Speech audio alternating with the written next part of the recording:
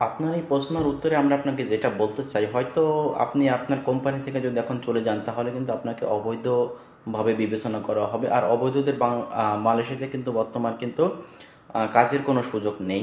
যদিও বা অনেক সময় দেখা যায় বিভিন্ন প্রজেক্ট বা বিভিন্ন জায়গায় কাজের সন্ধান পাওয়া যায় বা কাজ করতে পারবেন। অনেক সময় দেখা যায় বর্তমানে কিন্তু মালয়েশিয়াতে কিন্তু বড় বড় ইমিগ্রেশন অভিযান চলছে, আর এই ইমিগ্রেশন অভিযানে যদি আপনি আটক হন তাহলে কিন্তু আপনাকে দেশে পাঠিয়ে দেবে। এই জন্য আমি আপনাকে বলতে চাই, আপনি আপনার কোম্পানিতে মনে করেন যে যে কোনো সিস্টেমে একটু কষ্ট হলেও থাকতে হবে। হয়তো অনেক সময় আপনার মাথায় এইটা চিন্তা আসতে পারে যে আপনার কাছে যেহেতু মনে করেন যে ভিসার ফটোকপি, পাসপোর্টের ফটোকপি, এনআইডি কার্ডের ফটোকপি সহ বিস্তারিত ডকুমেন্ট আপনার কাছে আছে, হয়তো আপনি আপনার কোম্পানিতে পলায় যাওয়ার পরে হয়তো যে কোনো সিস্টেমে আপনি মনে করেন যে নতুন করে ই পাসপোর্ট অথবা এমআরপি পাসপোর্ট করতে পারবেন। তো পাসপোর্ট করার পরে কিন্তু আপনি কিন্তু ভিসা করতে পারবেন না, যেহেতু মনে করেন যে বর্তমান ভিসা করার নতুনদের ভিসা করার যেহেতু কোনো সুযোগ নেই, আপনি কিন্তু ভিসা করতে পারবেন না।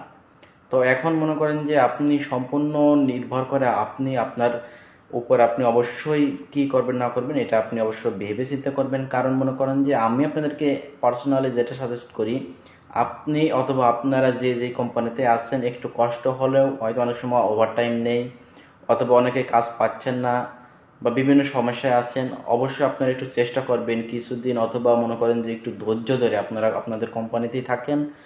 যে কোনো সমস্যার মুখী হয়ে আপনারা কিন্তু পলানোর চেষ্টা করবেন না, কারণ আপনি পলে গেলে কিন্তু আপনার কোম্পানি থেকে আপনাকে ব্লক করা হবে এবং আপনাকে অবৈধভাবে বিবেচনা করা হবে।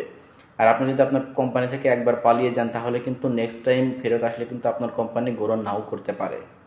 অনেক সময় দেখা যায় আপনাদের মাথায় এটাও টেনশন আসতে পারে, অথবা অনেক এজেন্সি আপনাদেরকে এটাও বলতে পারে যে আপনি পালিয়ে আসেন, আপনার কাছে যেহেতু পাসপোর্ট ফটোকপি, ভিসার ফটোকপি, এনআইডি কার্ডের ফটোকপি আছে, আমরা আপনার পাসপোর্ট করে ভিসা করে দেবো। আসলে হয়তো তারা পাসপোর্ট করতে পারলেও কিন্তু ভিসা করতে পারবে না, কারণ ভিসা করার আরটিকে 2.0 যে সময়টা ছিল ওই সময়টা কিন্তু অলরেডি শেষ হয়ে গেছে। তো এখন মনে করেন যে শেষ হওয়া বলতে মনে করেন যে আপনার রেজিস্ট্রেশন প্লাস ফিঙ্গারপ্রিন্ট ডেটটা শেষ হয়ে গেছে। এখন মনে করেন যে মূলত যে সময়টা চলতেছে সেটা হলো মনে করেন যে নেভি বাইর প্লাস মনে করেন যে আপনার নেভি বাইর করে স্টিকার আনার সুযোগটা, ঠিক আছে।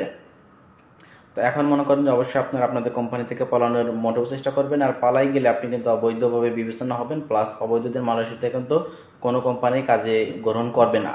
আর যদিও বা কোনো কোনো কোম্পানিতে আপনি কাজে জয়েন করেনও যে কোনো ওয়েতে অথবা যে কোনো সিস্টেমে, তাহলে কিন্তু পরবর্তীতে যদি আপনি, যেহেতু মালয়েশিয়াতে বর্তমান ইমিগ্রেশন অভিযান চলতেছে বড় বড়, এই ইমিগ্রেশন অভিযানে যদি আপনি আটক হন, এই ক্ষেত্রে কিন্তু অনেক সময় দেখা যায় আপনাকে দেশও পাঠিয়ে দিতে পারে। তো এখন সম্পূর্ণ নির্ভর আপনার উপরে, আপনি কি করবেন না করবেন, অবশ্যই পার্সোনাল মতামত একান্তই আপনার। তো আমাদের সাজেস্ট হলো আপনারা বা আপনি যে কোম্পানিতে আছেন যে কোনো কষ্ট অথবা যে কোনো কষ্ট সম্মুখীন হন না কেন, আপনি একটু কষ্ট করে হলেও আপনার কোম্পানিতেই থেকে যান।